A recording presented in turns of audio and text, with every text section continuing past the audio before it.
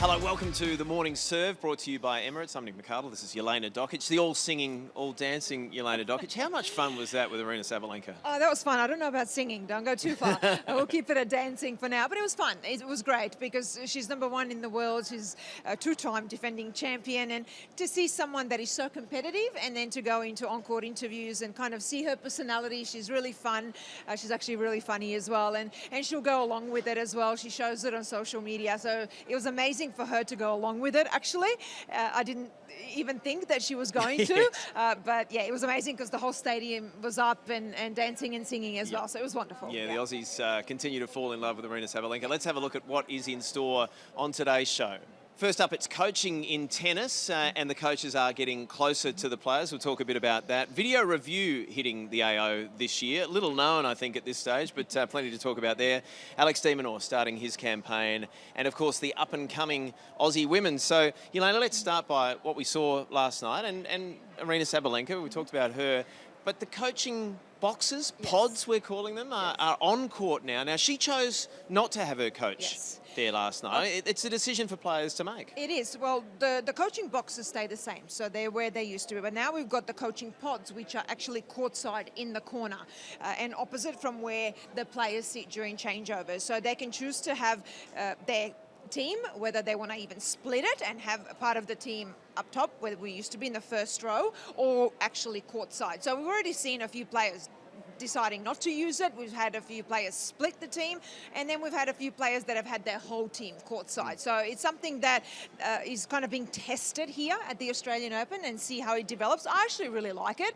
I really love the fact that you can even split your team. I like the fact that you don't have to use it, or you can, and you see the different dynamics as well. I think as it develops further, we're probably going to see some more conversations and perhaps some tense conversations with the teams as well. But I think it's a great addition to the sport. So not many years ago now, coaching just wasn't allowed. So this is part of an evolution. Do we get to the stage where we see it like Davis Cup perhaps, where the coach is actually sitting with the player at change of ends? Yeah, maybe. Look, I would love to see something similar like even what we have at the United Cup, which is having the team pods there, and you will sometimes see players go there and talk with the captain and even other players. So yeah, I think it's great. I would definitely try it and use it if I was playing. I think it brings definitely a new dimension to the sport, and maybe we are going to get to a stage where it almost turns into having conversations and timeouts with your team. Yeah. I wonder too whether it's improved the TV product. It adds a different element. Particularly, we saw with Potensova the other night that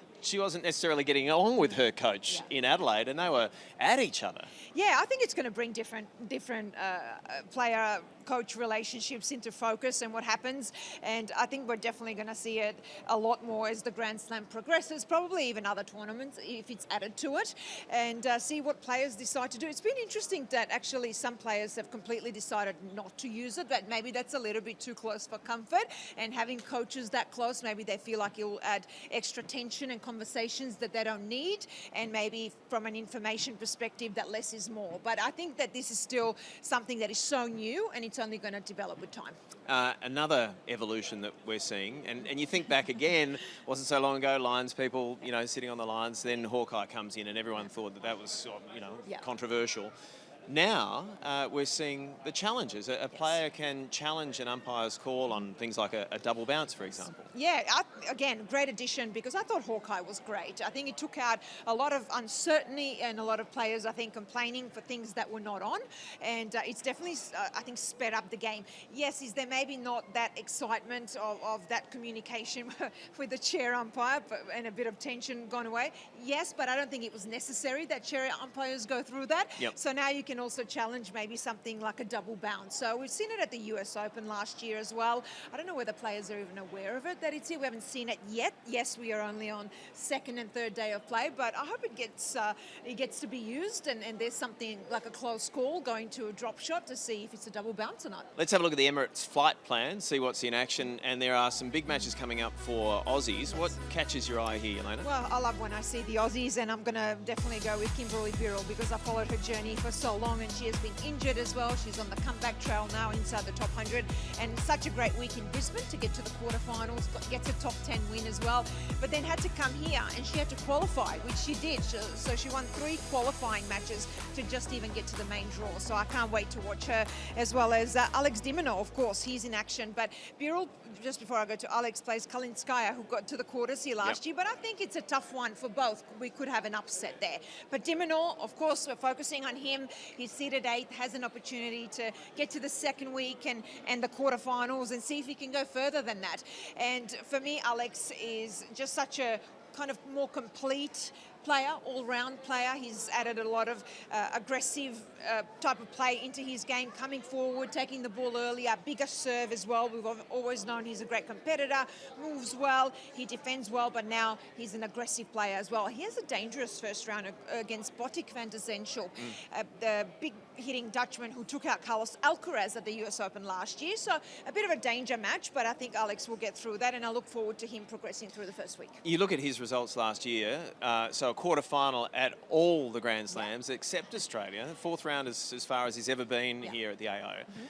Does some pressure start to get felt by Alex? Does he understand that expectation, and will that affect him in any way? I think there's always pressure, especially when you play at home. It's how you deal with it. I think he deals with it great. Do you get to a stage where you want it so much and you want to, of course, make at least the quarterfinals in your home Grand Slam? Absolutely. I think he has a good chance to do that this year. You just got to go a match at a time.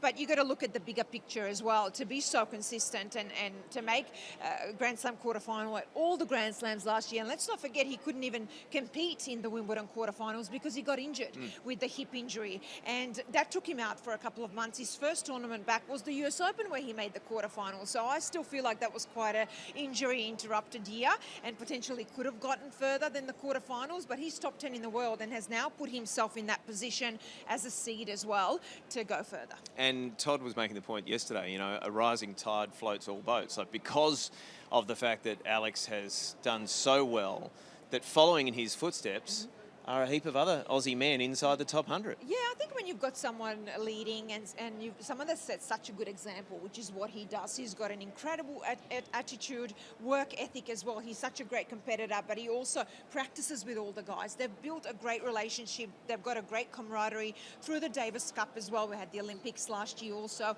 and he's there for the players. And that whole culture, I think Leighton Hewitt as well has helped build that, but he's been a part of Alex's journey for a very long time.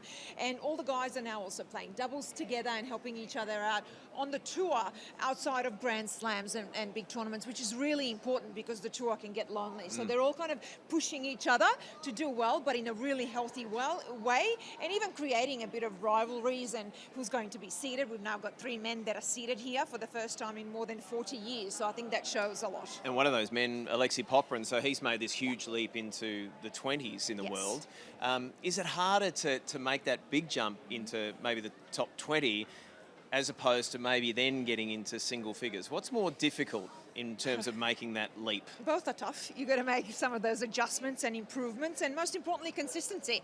And what he's done is have big wins. What he's done is have top 10 wins, but also he's won a Masters 1000 title right before the US Open. So when you start winning big matches, beating top players, winning big titles, that gives you a lot of confidence. What I like with Alexei is he's got a big game, big forehand, big serve as well. His movement and fitness has improved so much. He's coming forward to the net, and those are the really important things you need to get into the top 10, and that's something that Alex has put into his game also. So I think Alexei has the opportunity in the next kind of 3 to 5 years to be in the top 10. This will be, I think, also a potentially challenging year because he has to feel like he's not defending points or maybe defending his position of being inside the top 30. Focus on growth, focus on improving his game. Next step is top 20.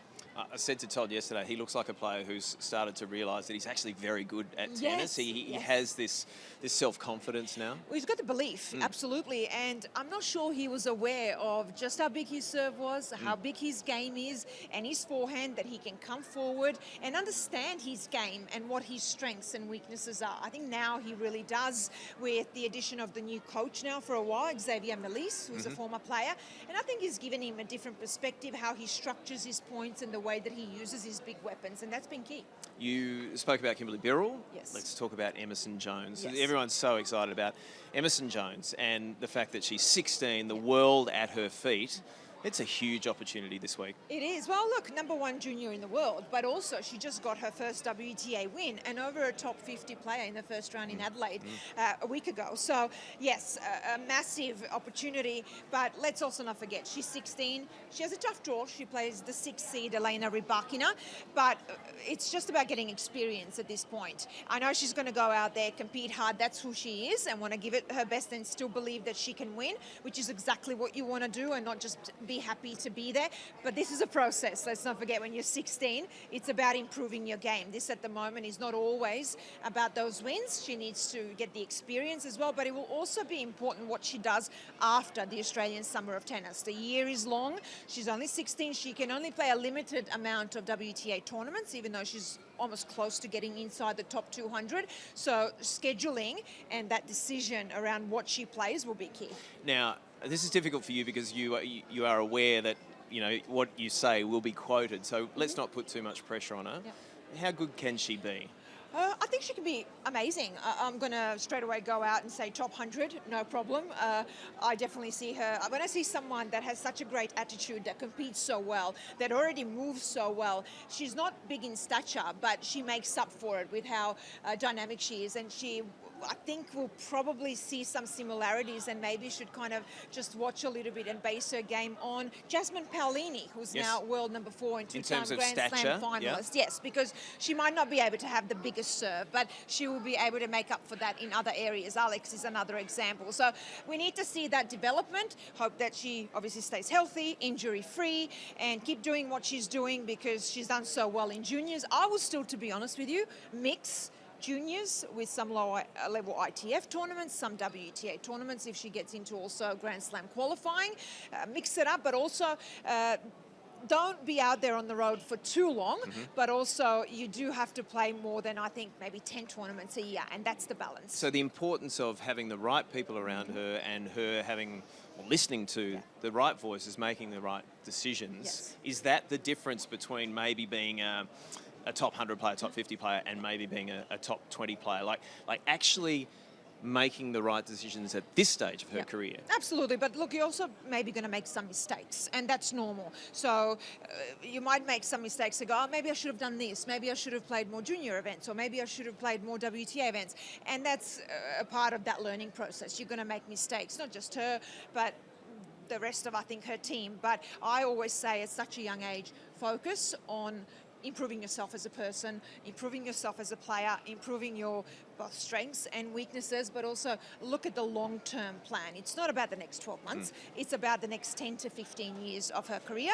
and just stay grounded, do your thing, enjoy your tennis, try and enjoy the traveling, have some time at home as well. And I think having a really, really supportive network is going to be crucial, because even though she's doing well now, there'll be some tough years. We all go through it. So it's going to be really important that she has a support system that's there for her. It is going to be fascinating to watch the progress of Emerson Jones over the next year or so. Jelena, thank you. Thank you. And thank you for your company on The Morning Serve.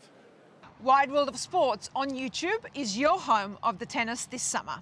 With highlights of the best matches of the summer of tennis, the on-court interviews, and every day with The Morning Serve, you'll be ahead of the game. So click that subscribe button so you don't miss a thing this summer.